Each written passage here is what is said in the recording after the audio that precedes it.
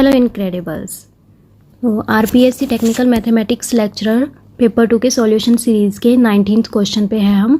ठीक है, ये भी हमारा प्रोबेबिलिटी का क्वेश्चन है और वीडियो को एंड तक जरूर देखिएगा क्योंकि इसमें जीएस का पार्ट भी इंक्लूडेड है।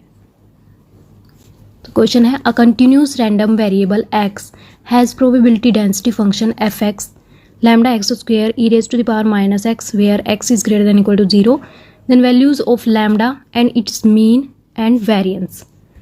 ठीक है, सबसे पहले तो देख लीजिए जो हमारा डेंसिटी फंक्शन होता है।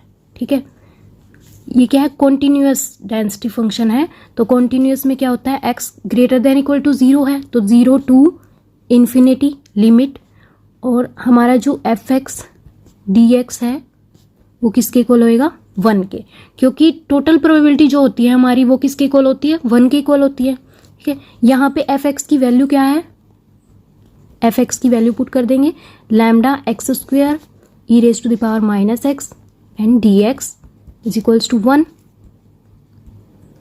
यहाँ से इंटीग्रेट कर लेंगे। कांस्टेंट क्या है हमारा, जो लैम्डा कांस्टेंट है उसको हम बाहर ले लेंगे, क्या आ जाएगा 0 to infinity X square E raise to the power minus X D X is equals to 1। तो ये जो हमारा बन रहा है, ये क्या बन रहा है हमारा, गामा फंक्शन। गामा फंक्शन की वैल्यू बन रही है ये। गामा फंक्शन क्या होता है हमारा, 0 to infinity X raise to the power n minus 1 E raise to the power minus X D X, जो कि किसके इक्वल होता है, गामा n के इक्वल होता है। ठीक है, तो यहाँ पे 2 को हम क्या लिख सकते हैं, 3 माइनस 1, तो ये आ जाएगा gamma 3 lambda is equals to 1। तो lambda is equals to 1 by gamma 3, और गामा 3 क्या होता है हमारा, 2 फैक्टोरियल दैट इज 1/2। तो हमारा लैम्डा की वैल्यू क्या आ गई, 1/2। नेक्स्ट क्या पूछा गया है इसमें, मीन एंड वेरिएंस। ठीक है, तो मीन क्या होता है हमारा, mean in terms of density function, तो वो होता है हमारा X F X D X 0 to infinity. तो लैम्डा की वैल्यू तो हमारी हाफ आ चुकी है, तो हम लैम्डा की जगह हाफ लिखेंगे। और फंक्शन में और क्या है हमारा, एक्स से मल्टीप्लाई करना है। पहले क्या है, एक्स तो स्क्वायर गिवन था तो एक्स क्यूब हो जाएगा, E raise to the power minus X D X infinity from 0 to infinity. तो यहाँ पे गामा क्या आ जाएगा, इसकी वैल्यू क्या आ जाएगी, सो यहाँ पे एक्स क्यूब है तो क्या आ जाएगा, गामा 4, क्योंकि लिखने में क्या आएगा यहाँ पे, X raise to the power 4 minus 1। ठीक है, गामा फंक्शन के उसमें रिप्रेजेंट करें अगर हम तो यहाँ पे क्या आ जाएगा, gamma 4 which is equals to 3 factorial upon 2। तो यहाँ आंसर क्या आ जाएगा, 3। नेक्स्ट हमारा क्या पूछा गया, वेरिएंस। वेरिएंस क्या होएगा, एक्स स्क्वेयर, इसमें एक्स स्क्वेयर से मल्टीप्लाई करेंगे। मीन में किससे किया था, एक्स से मल्टीप्लाई किया था, तो ये क्या आ जाएगा, 0 to infinity half into X square पहले से ही है एक, तो क्या बन जाएगा ये X power 4 into E raise to the power minus X D X. तो ये क्या आ जाएगा, गामा 5 डिवाइडेड बाई 2। गामा 5 क्या होएगा हमारा, 4 फैक्टोरियल डिवाइडेड बाई 2, क्या आ जाएगा 4 इंटू 3 इंटू 2 डिवाइडेड बाई 2, आ जाएगा 12। तो आंसर चेक करते हैं अब हमारा, गामा की लैम्डा की वैल्यू क्या आई है हमारी, हाफ, मीन की वैल्यू क्या आई है हमारी 3, एंड वेरिएंस क्या है हमारा 12। तो option 3 is correct. Next question, the moment generating function of standard normal distribution is. तो हमारा moment generating function of normal distribution पता होना चाहिए पहले तो हमें। ठीक है, उसके बाद हम स्टैंडर्ड का निकालेंगे। तो नॉर्मल डिस्ट्रीब्यूशन का क्या होता है, moment generating function of normal distribution.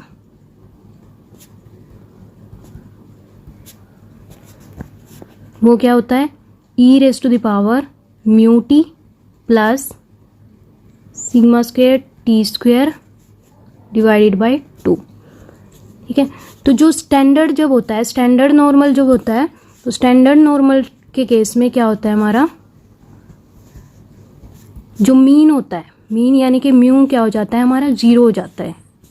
ठीक है, तो मोमेंट जनरेटिंग फंक्शन क्या आ जाएगा हमारा स्टैंडर्ड नॉर्मल डिस्ट्रीब्यूशन के केस में,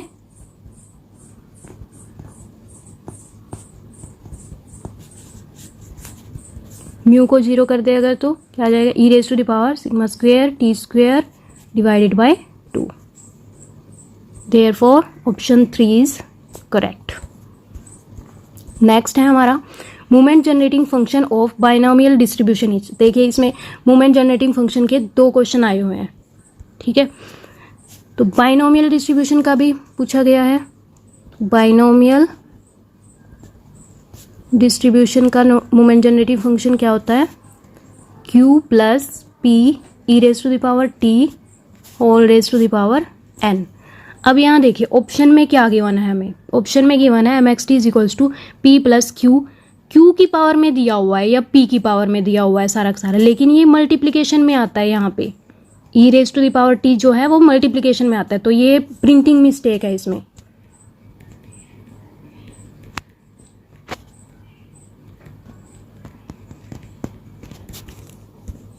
ठीक है, वैसे तो अगर सही होता क्वेश्चन तो क्या आता इसका, q plus P E T, अगर ये मल्टीप्लिकेशन में होता तो सेकंड ऑप्शन करेक्ट होता। नेक्स्ट क्वेश्चन है हमारा, a random variable x has following probability distribution. तो x दी हुई है, x की वैल्यूज और उनके कॉरस्पॉन्डिंग प्रोबेबिलिटीज गिवन है हमें। What are the values of k and probability from -2 to 2 respectively. तो k की वैल्यू फाइंड करनी है एक तो हमें, और ये वैल्यू फाइंड करनी है। अब ये कैसे फाइंड कर सकते हैं हम, क्योंकि हमें पता है कि टोटल प्रोबेबिलिटी जो होती है हमारी, टोटल प्रोबेबिलिटी किसके इक्वल होती है हमारी, 1 के इक्वल होती है। तो यहाँ पे जो प्रोबेबिलिटीज़ है, प्रोबेबिलिटीज़ कौन कौन सी है, 0.1 then k 0.2 plus 2k plus 0.3 plus 3k equals to 1। तो ये क्या आ जाएगा, 0.6 plus 6k is equals to 1 and 6k is equals to 1 minus 0.6 which will be equal to 0.4, then k will be equal to 4 by 6 into 10, that is 2 by 30 or we can say 1 by 15। Next इसमें क्या पूछा गया है, probability from -2 to 2।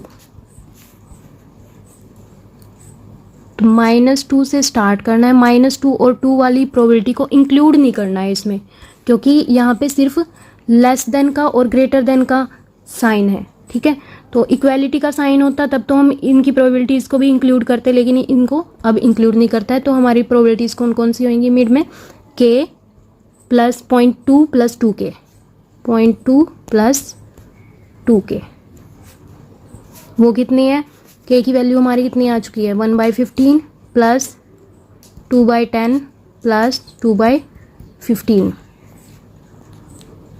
तो हमारा answer क्या आ जाएगा, 2 by 5। तो second option is correct. Next है जीएस का पार्ट, जिसमें करंट अफेयर्स के कुछ क्वेश्चन ऐड किए मैंने। तो 2 मई 2021 को उपचुनाव का रिजल्ट आ चुका है। तो उपचुनाव क्यों हुए थे, क्योंकि हमारे 4 विधायक जो थे उनकी मृत्यु हो गई थी। ठीक है, कोरोना काल में। तो कहाँ कहाँ से थे वो, एक तो सुजानगढ़ चूरू के थे मास्टर भंवरलाल मेघवाल, ठीक है, और राजसमंद के थे किरण माहेश्वरी। सहाड़ा भीलवाड़ा की कौन थे, कैलाश त्रिवेदी जी। त्रिवेदी जी को जिंदा रहना था। सहाड़ा भीलवाड़ा के कौन थे, कैलाश त्रिवेदी जी। एंड वल्लभ नगर उदयपुर के कौन थे, गजेंद्र सिंह शक्तावत। सो हमारे सहाड़ा भीलवाड़ा के कौन थे, कैलाश त्रिवेदी जी, और वल्लभ नगर उदयपुर के गजेंद्र सिंह शक्तावत। इन्हीं चारों के नाम पे क्या बजट में क्या घोषणा की गई थी मुख्यमंत्री जी के द्वारा, कि इन चारों के नाम पे जहाँ जहाँ पे भी इनकी मृत्यु हुई है, चूरू में, राजसमंद में, भीलवाड़ा में और उदयपुर में, इनके नाम पे राजकीय कन्या महाविद्यालय खुलेंगे इन्हीं के नाम पे। ठीक है, तो 4 महाविद्यालय, कन्या महाविद्यालय खोलने की घोषणा की थी राजस्थान बजट में इनके नाम पे। तो उपचुनाव जो हुए हैं वो 3 तो हो चुके हैं 3 जगह के, लेकिन एक कोरोना की वजह से स्थगित कर दिया गया है। तो उसमें जो मेघवाल थे, जो ये यहाँ पे चूरू में मास्टर भंवरलाल मेघवाल जी की जगह कौन खड़े हुए थे अब? मनोज मेघवाल जी, जिनकी जीत हुई। और किरण माहेश्वरी के घर से कौन हुए थे? उनकी पुत्री दीप्ति माहेश्वरी, उनकी भी जीत हुई है। और कैलाश त्रिवेदी जी के घर से गायत्री देवी त्रिवेदी जी। ठीक है, तो अब ये न्यू बने हैं हमारे विधायक जो बने हैं। नेक्स्ट है न्यू बॉर्डर टूरिज्म डेस्टिनेशन। तो एक और जो है बॉर्डर टूरिज्म डेस्टिनेशन बनने वाला है, वो कहाँ पे खुलेगा? बीएसएफ सांचू पोस्ट बीकानेर में। तो ये हमारा कौन सा होएगा? तीसरे नंबर का, थर्ड बॉर्डर टूरिज्म डेस्टिनेशन होएगा। पहले 2 कहाँ पे है? एक तो है श्रीगंगानगर में हिंदूमल कोट और जैसलमेर में तनोट। तो ये तीसरा होएगा हमारा बॉर्डर टूरिज्म डेस्टिनेशन। कहाँ पे होएगा? सांचू पोस्ट में। नेक्स्ट क्वेश्चन है, बीकानेर दिवस मनाया गया है अभी हाल फिलहाल में। तो वो कब मनाया गया है? 14 मई को, क्योंकि अक्षय तृतीया इस बार कब आई थी? 14 मई के दिन आई थी। और ये कौन से वह दिवस था बीकानेर दिवस का? 534वां। 3, 4, 5 याद रखना है, लेकिन 3 मिड में आएगा। ठीक है, क्योंकि बीकानेर में जो हम देखेंगे कि 3 नंबर बहुत ही ज़्यादा बार रिपीट हो रहा है, तो बीकानेर के साथ आप 3 नंबर जोड़ लीजिए। ठीक है, नेक्स्ट है जो पलाना में क्या बनेगा? पलाना एक और चीज़ के लिए फेमस है, वो मैं आपको बताऊंगी। तो पलाना में बनने जा रहा है हमारा तीसरा मेगा फूड पार्क।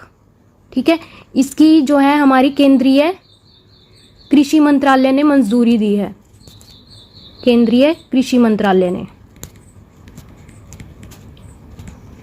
तो पहले 2 कहाँ पे है? एक तो है, सबसे पहला तो है अजमेर में। अजमेर में कहाँ पे है? Green Tech Mega Food Park के नाम से है, वो है रूपनगढ़ में। ठीक है, सेकंड जो है वो जोधपुर में बनाया गया था, वो राज्य सरकार के द्वारा बनाने की घोषणा की गई है। उसकी जो अभी बजट पेश किया था 2021 का मुख्यमंत्री जी ने, तो उसकी घोषणा उसमें हुई थी जोधपुर में कि जोधपुर के मथानिया में मेगा फूड पार्क बनाएंगे, जिसमें जो हमारी केंद्रीय सरकार है वो कितने देगी? 50 करोड़ की सहायता प्रदान करेगी।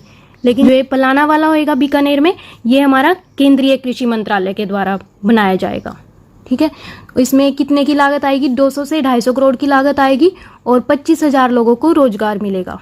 ठीक है, तो आप देख रहे हो ना कि ये भी क्या है? बीएसएफ सांचू पोस्ट भी तीसरे नंबर की होएगी, और जो मेगा फूड पार्क होएगा वो भी कितने नंबर का होएगा? तीसरे नंबर का। ठीक है, और बीकानेर दिवस कब मनाया जाता है? वो अक्षय तृतीया को, तृतीया, या इसमें भी क्या आ रहा है? 3 आ रहा है। ठीक है, नेक्स्ट है जो, ये तो था करंट का पार्ट। अब टेक्निकल का एग्जाम हुआ था अभी, तो उसमें क्या आया था? एक क्वेश्चन आया था, गिरी सुमेल वॉर, गिरी सुमेल युद्ध कब हुआ था? तो उसका आंसर था 1544। ठीक है, तो इसमें जो बीकानेर है, बीकानेर में के जो सन होंगे उनमें रिपीटेड डिजिट्स बहुत आएंगे। जैसे इसमें 4 2 बार रिपीट हो रहा है ना, तो और भी ऐसे सन आएंगे। तो आप इसको भी रिलेट कर लेना कि इसमें रिपीटेड डिजिट वाले सन आएंगे बीकानेर में। एक तो 3 नंबर और एक ये रिपीटेड डिजिट्स वाला, डेटा को याद रखने के लिए। और तो हम क्या करते हैं कि बीकानेर के बारे में कुछ जानकारी ले लेते हैं कि बीकानेर में क्या क्या इम्पोर्टेंट जगह हैं और इसकी जियोग्राफी कैसी है, इसकी हिस्ट्री क्या थी। ठीक है, तो किसी भी जीएस को पढ़ने से पहले हमें उसका क्या देखना चाहिए? उसकी जियोग्राफी पढ़नी चाहिए पहले, क्योंकि अगर हमें पता होगा कि कौन सी जगह कहाँ पे है, ठीक है, तो उसकी हम हिस्ट्री, उसकी पॉलिटी या फिर उसकी इकोनॉमी वो इजीली लर्न कर सकते हैं। ठीक है, अगर हमें पता होगी कौन सी चीज़ कहाँ पे है। तो इसकी ज्योग्राफी देख लेते हैं पहले। जो हमारा बीकानेर है वो क्षेत्रफल की दृष्टि से तीसरे नंबर पे आता है। ठीक है, तो यहाँ पे भी 3 आ गया। नेक्स्ट क्या है कि इसकी यहाँ देख लेते हैं मैप में, ये हमारा बीकानेर है,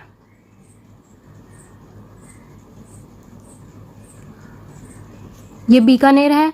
ये सबसे ऊपर क्या है, ये श्रीगंगानगर, ये जो है ये श्रीगंगानगर है, और ये है हनुमानगढ़। गंगा तो क्या है, शिव जी की चोटी से निकलती है, तो वो तो सबसे ऊपर ही रहेगी, ठीक है। तो गंगानगर सबसे ऊपर है, ये रहा। और हनुमान जी हमेशा ही आसमान में उड़ते रहते थे, रामायण में देखा होगा आपने। तो ये हनुमानगढ़ जो है ये भी ऊपर ही है, गंगानगर के पास ही।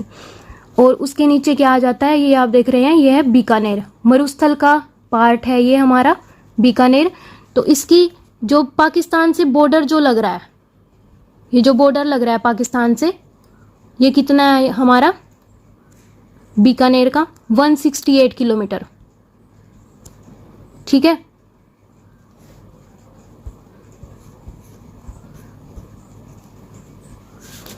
तो ये सबसे कम बॉर्डर जो हमारा लगता है पाकिस्तान के साथ, वो बीकानेर का ही लगता है।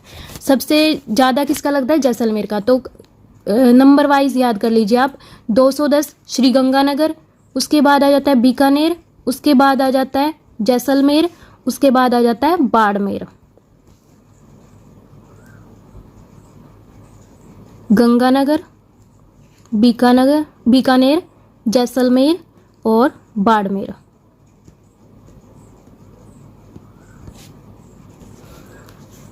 तो गंगानगर का कितना है, 210, बीकानेर का 168 और जैसलमेर का 464 एंड बाड़मेर का 228। बीकानेर में क्या है कि कोई भी नदी नहीं है, ठीक है। इसके लिए लोगों ने क्या कर दिया कि यहाँ पे बहुत सारे शिव मंदिर बना दिए छोटे छोटे, कि अगर हम शिव जी को प्रसन्न रखेंगे तो यहाँ पे पानी आ जाएगा, ठीक है।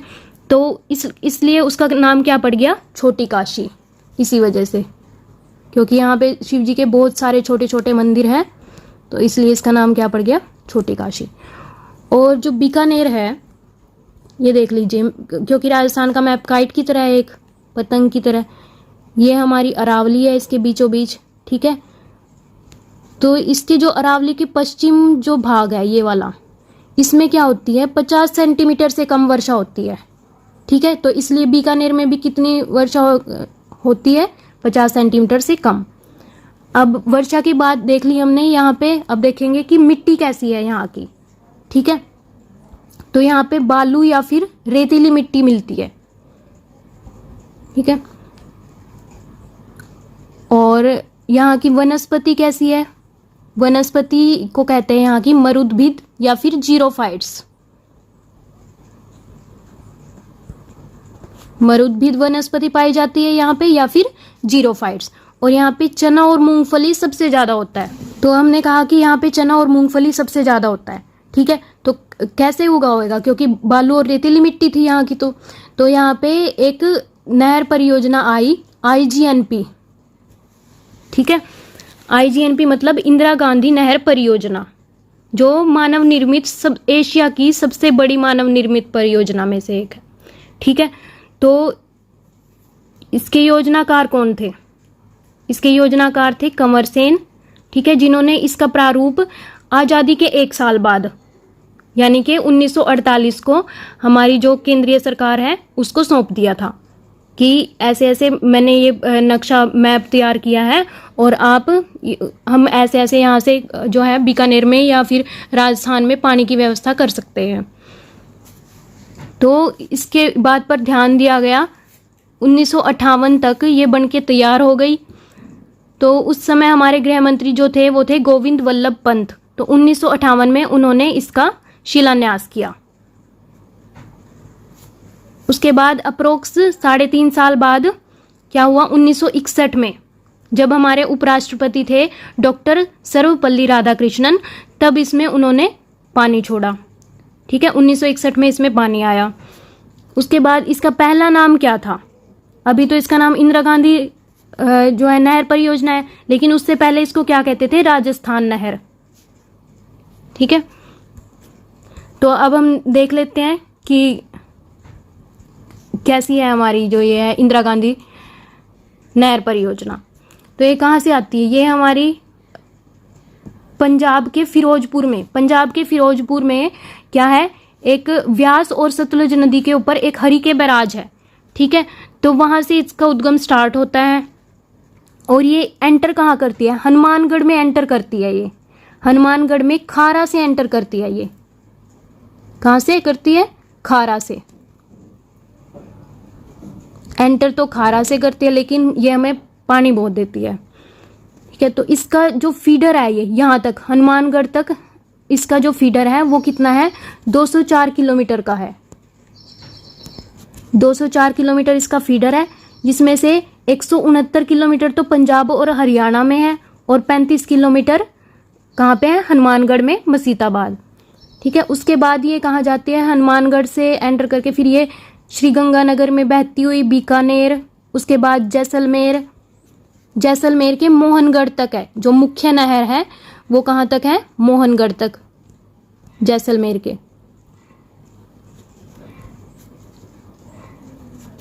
तो इसकी जो टोटल लंबाई है फीडर के बाद वाली, फीडर के बाद वाली जो टोटल लंबाई है वो कितनी है, 445 किलोमीटर, कहाँ तक, मोहनगढ़ तक।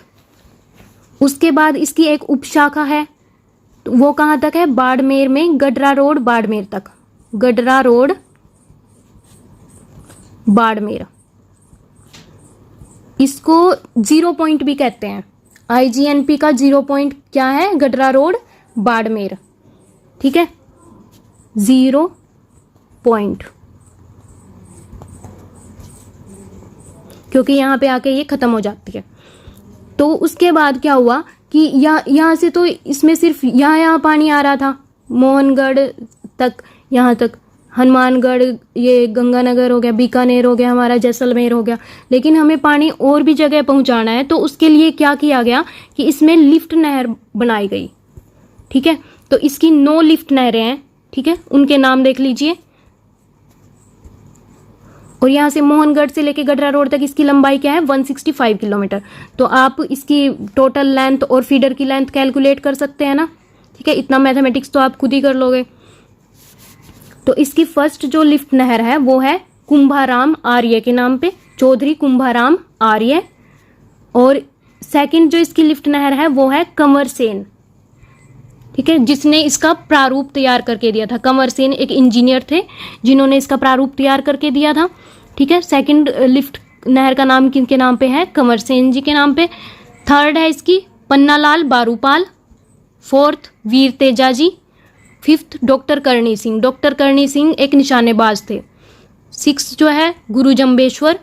सेवंथ जयनारायण व्यास जी। जयनारायण व्यास जी आपको पता ही है, जो क्रांति के टाइम पे और बहुत ही ज़्यादा अच्छे नेतृत्व वाले व्यक्ति थे।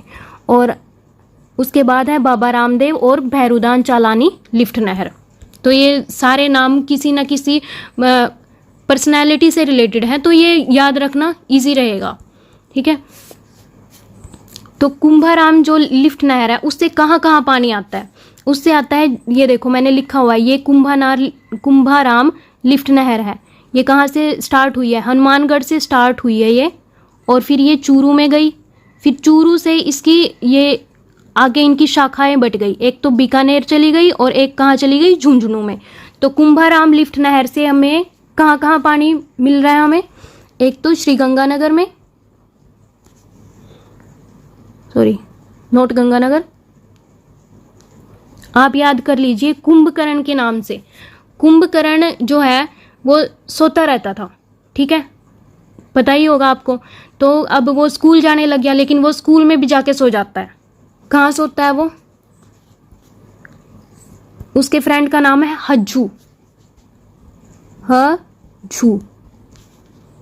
हज्जू के बेंच पे सो जाता है वो जाके, ठीक है। तो है से हनुमानगढ़, झू से झुंझुनू, ब से बीकानेर, च से चूरू, ठीक है। तो याद हो जाएंगे, ये 4 जिले हैं जहां जहां पे कुंभाराम लिफ्ट नहर से हमें पानी मिलता है। उसके बाद है कंवर सेन। अब कुंभाराम एक ऐसी लिफ्ट नहर है जिससे 4 जिलों में पानी मिलता है, मतलब सबसे ज़्यादा जिलों में कुंभाराम लिफ्ट नहर से ही पानी मिलता है। उसके बाद है कंवर सेन। कंवर सेन लिफ्ट नहर जो है वो कहाँ से शुरू होती है, गंगानगर से, ये रहा, यहाँ से गंगानगर से शुरू होकर ये बीकानेर तक जाती है। ये सबसे ज़्यादा बीकानेर में बहती है, ठीक है। तो सबसे ज़्यादा पानी की पूर्ति ये बीकानेर को करती है। तो ये कहाँ कहाँ पे पानी मिलता है इससे, कंवरसेन से, गंगानगर और बीकानेर।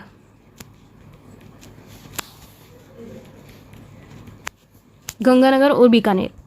उसके बाद आ जाती है पन्नालाल बारूपाल। तो ये भी 2 जिलों में पानी की पूर्ति करती है। ये लिखा हुआ है यहाँ पे, ये है हमारी पन्नालाल बारूपाल, तीसरे नंबर वाली। तो इसके आगे मैंने लिखा हुआ है 2। तो ये कहाँ कहाँ पे करती है, बीकानेर में और नागौर में।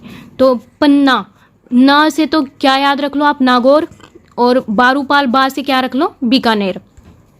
उसके बाद आती है हमारी वीर तेजा जी। वीर तेजा जी सबसे छोटी लिफ्ट नहर है, ठीक है। तो ये सिर्फ बीकानेर में पानी की पूर्ति करती है। उसके बाद आ जाती है हमारी डॉक्टर करणी सिंह। वैसे तो डॉक्टर करणी सिंह क्या है, एक निशानेबाज थे, लेकिन हम इसको करणी माता के नाम से याद करेंगे, क्योंकि करणी माता क्या है, हमारी बीकानेर और जोधपुर दोनों से ही रिलेटेड है करणी माता, ठीक है। तो करणी माता कहाँ कहाँ पानी की पूर्ति कर रही है, बीकानेर में और जोधपुर में, ठीक है। उसके बाद है गुरु जम्बेश्वर। अब ज, यहाँ से जय की वर्ड को उठा लीजिए, ठीक है। तो जय से क्या है, ये बीकानेर से स्टार्ट होती है और जैसलमेर और जोधपुर में भी देती है ये पानी की पूर्ति। ये 3 जिलों में करती है। 6ठे नंबर वाली जो गुरु जम्बेश्वर है हमारी, वो 3 जिलों में पानी की पूर्ति करती है। कौन कौन से, एक तो बीकानेर, और एक ये आप देख रहे हैं जैसलमेर में यहाँ पे, और ये कौन सा है, जोधपुर में, ठीक है। उसके बाद आ जाती है जयनारायण व्यास। जयनारायण व्यास जो है हमारी, वो करती है जैसलमेर में और जोधपुर में। उसके बाद बाबा रामदेव बाड़मेर में, और भैरूदान चलानी लिफ्ट नहर, ये भी बाड़मेर में, ठीक है। तो ये थी हमारी इंदिरा गांधी नहर परियोजना। नेक्स्ट है, अब इसकी कुछ हिस्ट्री देख लेते हैं, ठीक है, बीकानेर की।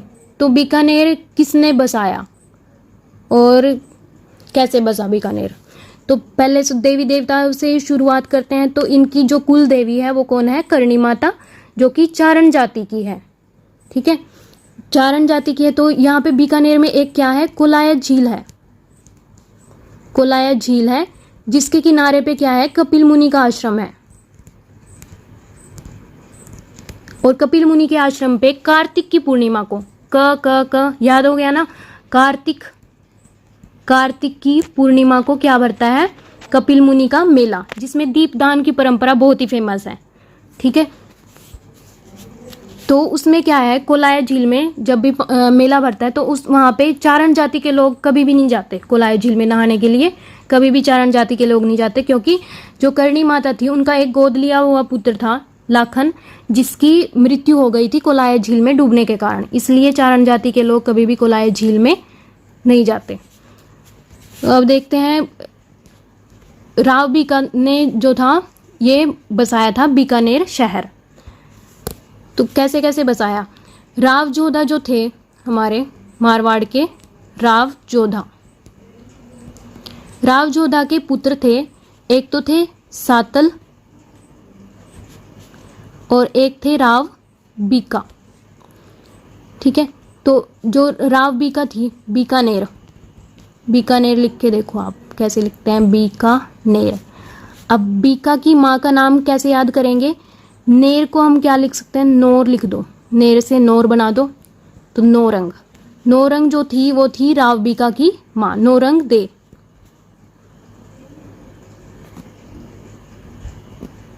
नौरंग दे कौन थी, राव बीका की माँ।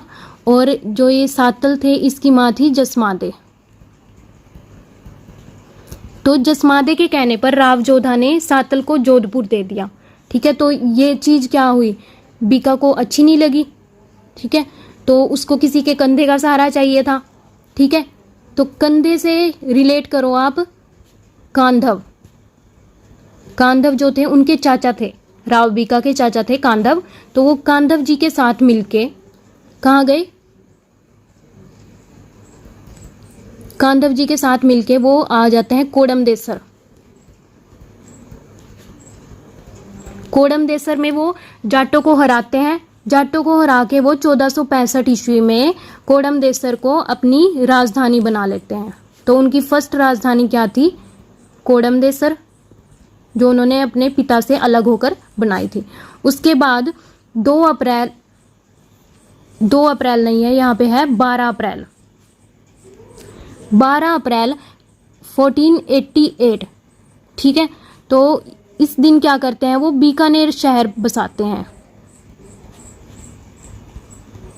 करणी माता इसकी नींव रखती है और बीकानेर शहर की स्थापना हो जाती है कब? 12 अप्रैल 1488 को। तो आप देख रहे होंगे कि जो बीकानेर की स्थापना हुई थी, कब हुई थी वो? अक्षय तृतीया को।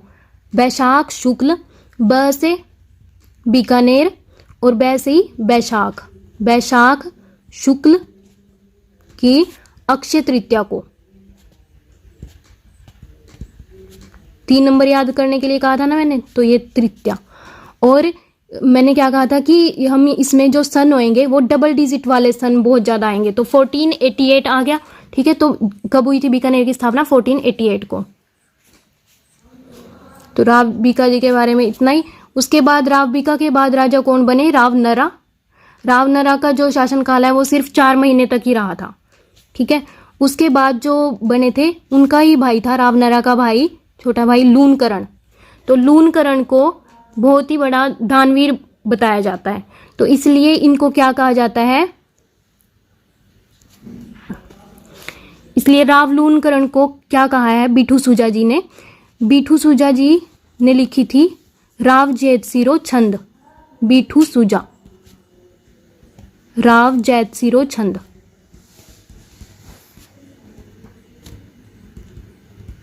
क्योंकि जैतसी आने वाले हैं, इसके बाद लूनकरण के बाद जो राजा होंगे वो जैतसी होंगे। ठीक है, तो उनकी एक जो थी ग्रंथ था राव जैतसिरो छंद, वो लिखा था बिठू सूजा ने। तो उसमें उन्होंने क्या कहा कि जो लूनकरण है वो क्या है? कलयुग के करण।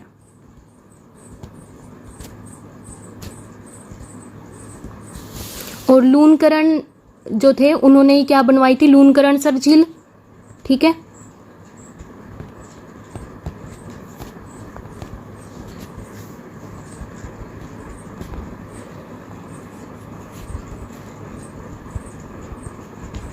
नेक्स्ट है हमारे जैतसी जी।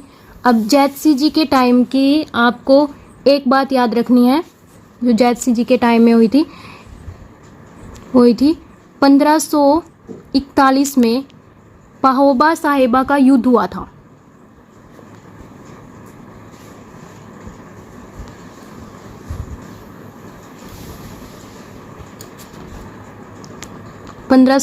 में क्या हुआ था? पाहोबा साहेबा युद्ध। पाहोबा साहेबा युद्ध में क्या हुआ कि पाहोबा साहेबा युद्ध पहले तो देख लीजिए किस किस के बीच हुआ था? मालदेव जोधपुर के और जैतसी के बीच में।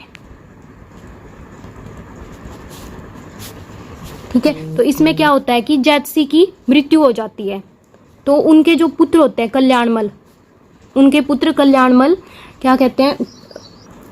तो आपको पता है कि जो बीकानेर है, बीकानेर का पुराना नाम क्या था? जांगल प्रदेश। बीकानेर को जांगल प्रदेश भी कहते थे। ठीक है,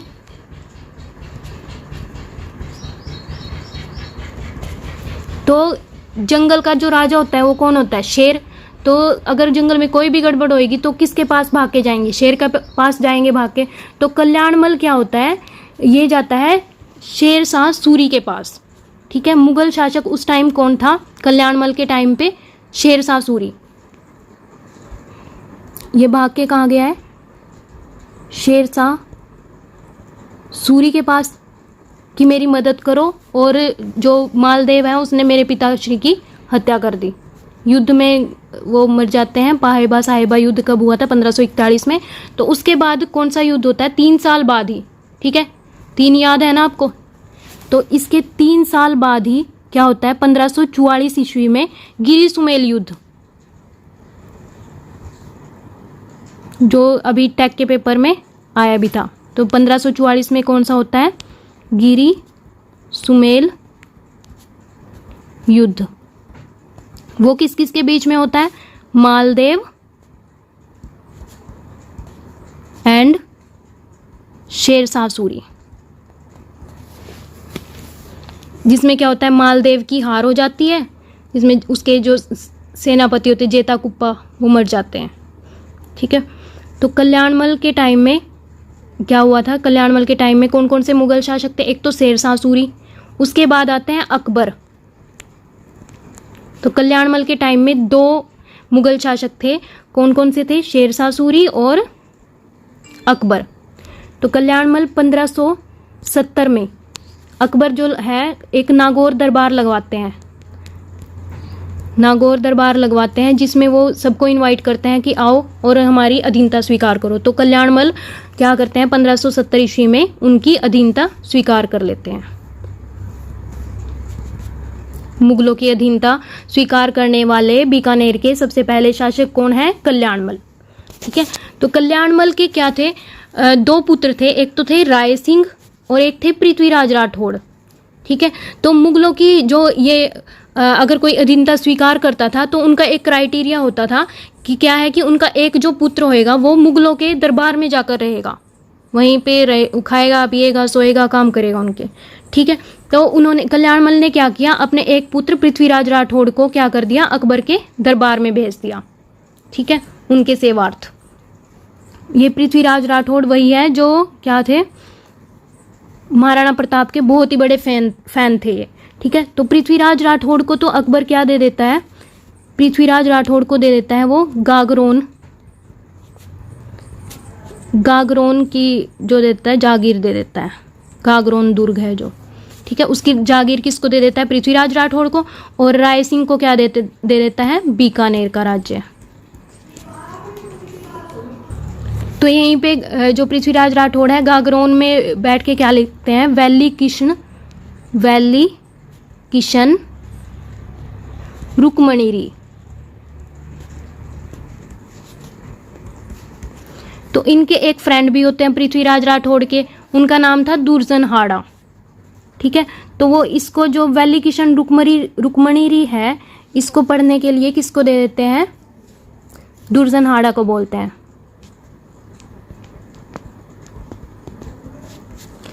तो दुर्जन हाड़ा क्या कहता है कि ये 5वां वेद है, उसका यो किस क्या कहता है कि इसका कंपैरिजन 5वें वेद, अगर कोई वेद लिखेगा 5वां तो ये वेद कौन सा होएगा, वैली किशन रुक्मणीरी होएगा। ठीक है, तो वो बहुत ही अच्छा इसको कॉम्प्लीमेंट देता है कि बहुत ही अच्छा ये ग्रंथ है दुर्जन हाड़ा जो होता है। और एक और होते हैं, ये जो वैली किशन रुक्मणीरी है ये कौन सी भाषा में लिखा हुआ है, डिंगल भाषा में। एक होती है डिंगल, एक होती है पिंगल। ठीक है, तो डिंगल भाषा में ये लिखा हुआ है पृथ्वीराज राठौड़ के द्वारा वैली किशन रुक्मणीरी, जिसमें कृष्ण और रुक्मणी के प्रेम प्रसंगों को वर्णन किया हुआ है। तो इसको प्रमोट किसने किया, बढ़ावा किसने दिया, किसने फैलाया इसको, वैली किशन रुक्मणीरी को, इसको बढ़ाया टेसीटोरी ने। टेसीटोरी जो थे बीकानेर, इटली के थे वो, लेकिन बीकानेर में रहे थे, बीकानेर उनकी कर्म भूमि थी, बीकानेर में ही उनकी मृत्यु हुई थी। तो टेसीटोरी ने पृथ्वीराज राठौड़ को क्या संज्ञा दी, टेसीटोरी ने इनको कहा डिंगल का हेरोस।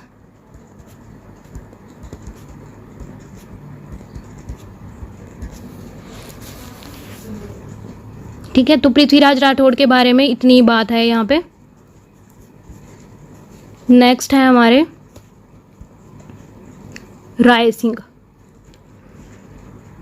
तो राय सिंह भी कुछ कम नहीं थे, कल्याणमल के दोनों 2 पुत्र थे और दोनों ही बड़े मतलब दिमाग के काफ़ी अच्छे थे। एक तो कवि थे, बहुत फेमस कवि रहे, और राय सिंह जो थे इन्होंने क्या बनवाया, जूनागढ़ दुर्ग।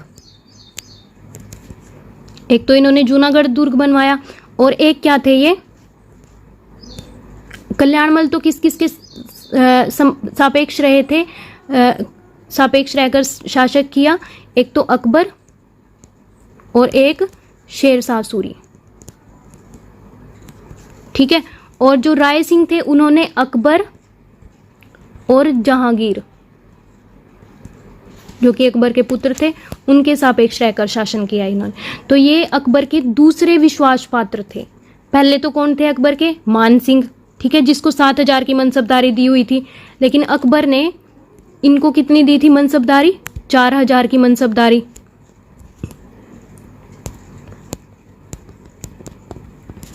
और ये जहांगीर के बहुत ज़्यादा विश्वास पात्र थे। राय सिंह जो थे जहांगीर के बहुत ज़्यादा विश्वास पात्र थे।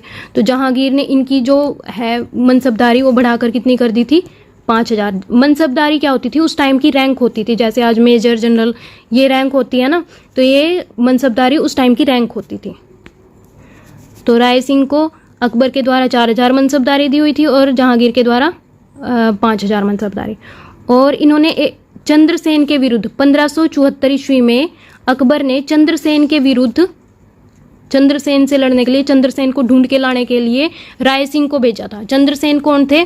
चंद्रसेन को भूला बिसरा राजा भी कहा जाता है। ये मारवाड़ के महाराणा प्रताप की संज्ञा भी इनको दी हुई है, ठीक है, क्योंकि इन्होंने भी हमेशा मुगलों का विरोध किया और ये मुगलों के हमेशा पीछे ही पड़े रहे। तो राय सिंह के बारे में इतना ही। राय सिंह के बाद कौन आते हैं हमारे? सूर सिंह। सूर सिंह के बारे में सिर्फ एक ही बात है, सूर सिंह सुर खुर,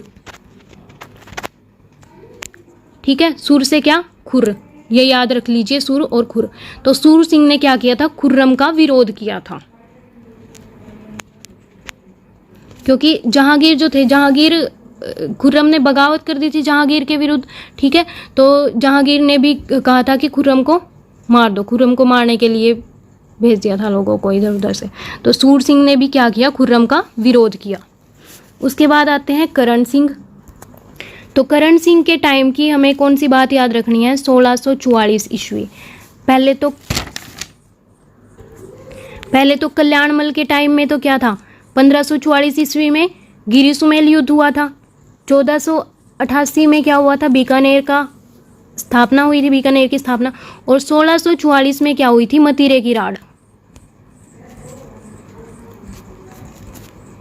तो ये 3 सन ध्यान दे लो, इनमें रिपीटेड डिजिट्स हैं, इसमें 4 रिपीट हो रहा है, इसमें 8 रिपीट हो रहा है। और जैतसी के टाइम में क्या हुआ था? 1541 ईस्वी में कौन सा युद्ध हुआ था? पाहेबा साहेबा युद्ध, ठीक है। तो करण सिंह के टाइम में मतीरे की राड़ हुई थी। मतीरे की राड़ किसके बीच में हुई थी? मारवाड़ और नागौर। नागौर में उस टाइम कौन थे? अमर सिंह। नागौर को उस समय कहते थे अहिछत्रपुर, ठीक है। नागौर का पुराना नाम जो था अहिछत्रपुर था। तो करण सिंह के बारे में एक तो ये मतीरे की राड़ है, और इन्हें एक उपाधि दी हुई थी, वो क्या थी? जांगधर बादशाह। जांगधर बादशाह की उपाधि मिली हुई है इन्हें, करण सिंह को। उसके बाद आ जाते हैं अनूप सिंह। अनूप सिंह के बारे में याद रखना है आपको, उस्ता कला, उस्ता कला का स्वर्ण काल। उस्ता कला का स्वर्ण काल कब था? अनूप सिंह के समय में था। उस्ता कला जानते हो आप? ऊंट के ऊपर जो निकाशी ये की जाती है उसे कहते हैं हम उस्ता कला। शुरू तो इन्हीं के टाइम पे हो गई थी, करण सिंह और राय सिंह के टाइम पे ही, लेकिन जो इसका स्वर्ण काल था बहुत ज़्यादा, जो ये बढ़ाव हुआ इसका, वो अनूप सिंह जी के समय में हुआ, ठीक है। सूरत सिंह के बारे में आपको याद रखनी है EIC, that is east India company के साथ संधि। सूरत सिंह सबसे पहले राजा थे बीकानेर से जिन्होंने ईस्ट इंडिया संधि पर हस्ताक्षर किए। उसके बाद आ जाते हैं सरदार सिंह।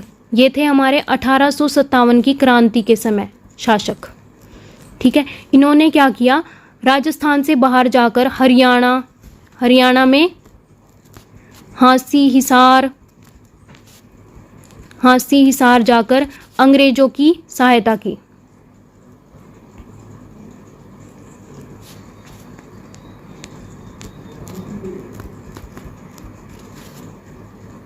तो अंग्रेजों की सहायता की इन्होंने। तो अंग्रेजों ने खुश होकर क्या किया? ये एकमात्र ऐसे शासक थे जिन्होंने राजस्थान से बाहर जाकर अंग्रेजों की सहायता की थी। तो इनको टिब्बी परगने के 11 गांव गिफ्ट में दे दिए अंग्रेजों ने, ठीक है।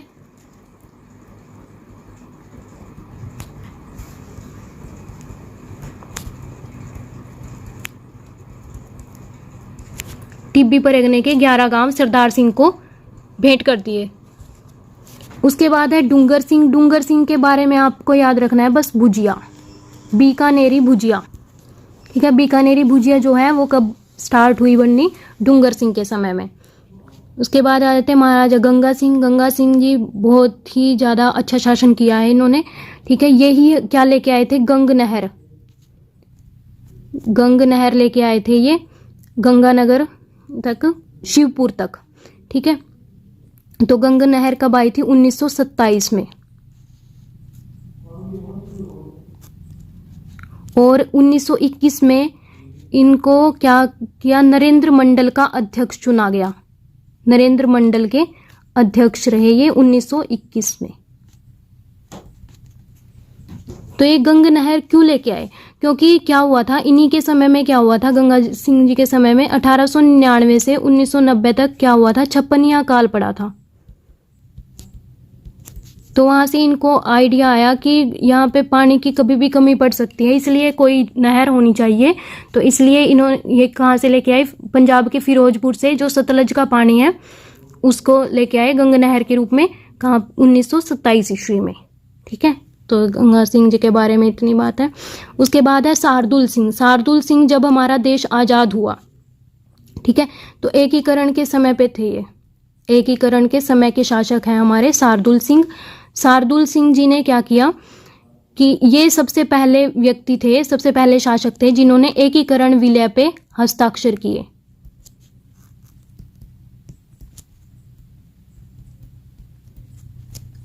फर्स्ट शासक जिन्होंने एकीकरण विलय पर हस्ताक्षर किए, शार्दुल सिंह। तो ये थी बीकानेर की हिस्ट्री। उसके बाद है कुछ इम्पोर्टेंट बातें। तो क्या है, कुछ गाने की बात हो जाए, नृत्य की बात हो जाए, तो अल्लाह जिला बाई ये क्या थी, हमारी मांड गायिका।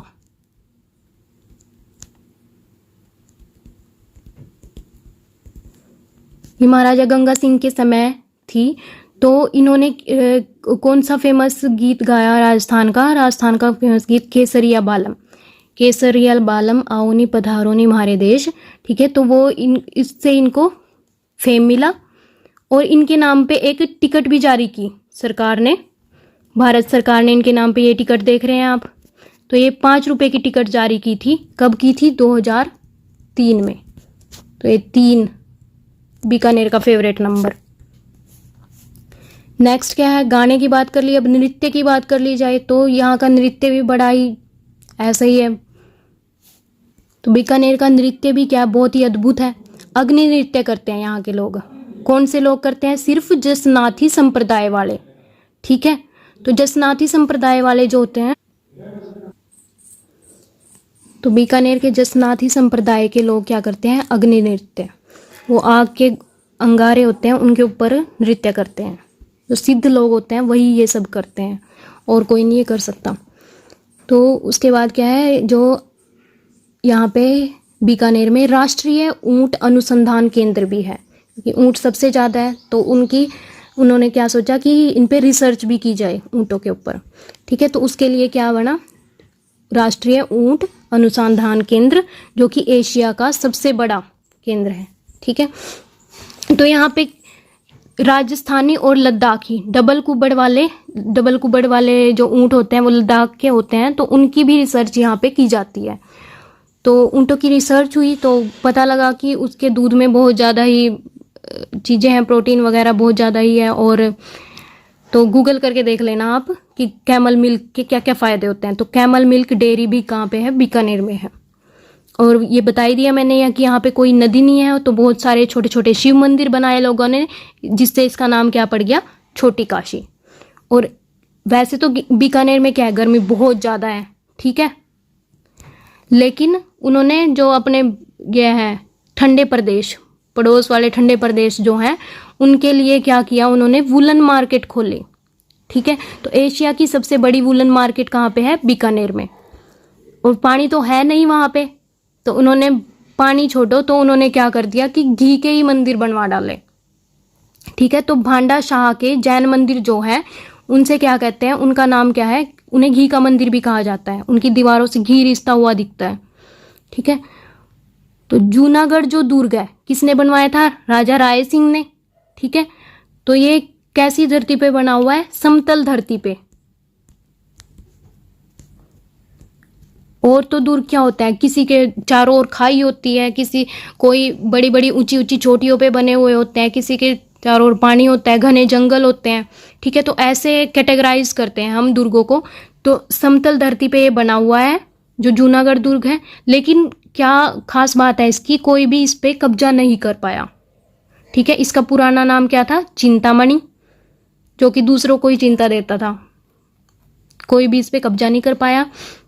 तो समतल धरती पर जो दुर्ग बनते हैं उनको क्या कहते हैं, कमेंट बॉक्स में आप मुझे लिख के बताइएगा जरूर। उसके बाद है लूनकरणसर। लूनकरणसर, एक तो लूनकरणसर झील के लिए फेमस है, ठीक है, खारे पानी की झील है। और एक क्या है यहाँ पे, ओलिव रिफाइनरी। 3 अक्टूबर 2014 को यहाँ पे ओलिव रिफाइनरी खोली गई, जो वर्ल्ड की सबसे पहली ओलिव रिफाइनरी है। ठीक है, वर्ल्ड की। और ओलिव टी प्लांट कहाँ पे है, बस्ती जयपुर में। तो इससे कंफ्यूज मत होना, क्योंकि ओलिव टी प्लांट तो कहाँ पे खुला है, कहाँ पे लगा हुआ है, बस्ती जयपुर में। और ओलिव रिफाइनरी कहाँ पे है, लूनकरणसर बीकानेर में। और क्या है यहाँ पे सबसे बड़ी जेल है। ठीक है, तो जेल के जो वो होते हैं, कैदी होते हैं, उनसे क्या बनवाते हैं हम, गलीचे। बहुत ही फेमस गलीचे हैं यहाँ के। ठीक है, बहुत से सेलिब्रिटीज भी यहाँ से गलीचे लेके जाते हैं। और क्या फेमस है यहाँ का, गोल्डन पोट्री। ये आप देख रहे हैं, इसमें जो गोल्डन वर्क किया हुआ है, ये गोल्डन पोट्री का भी वर्क है।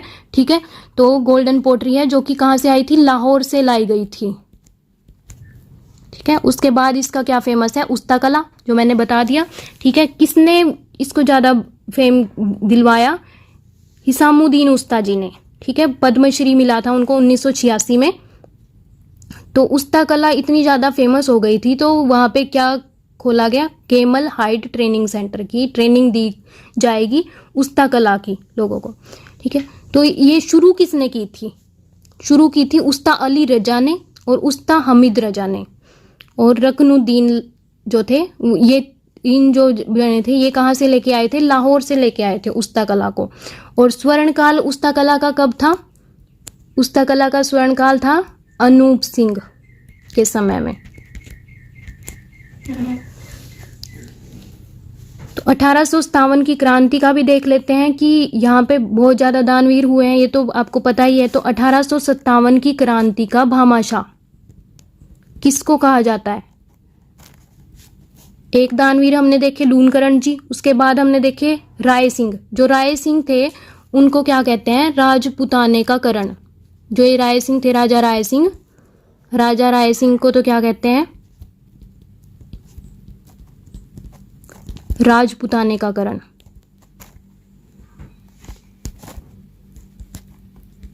लूनकरण को क्या कहते हैं, कलयुग का करण।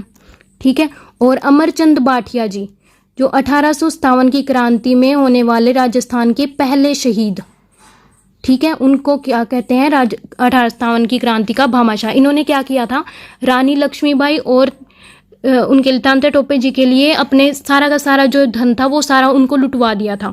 ठीक है, तो अंग्रेजों को इस बात का पता चला और उन्होंने इनको फांसी दे दी। ठीक है, वैसे तो उम्र इनकी बहुत ज़्यादा थी, लेकिन यही सबसे पहले क्रांतिकारी और सबसे पहले शहीद माने जाते हैं। इनको राजस्थान का मंगल पांडे भी बोला जाता है।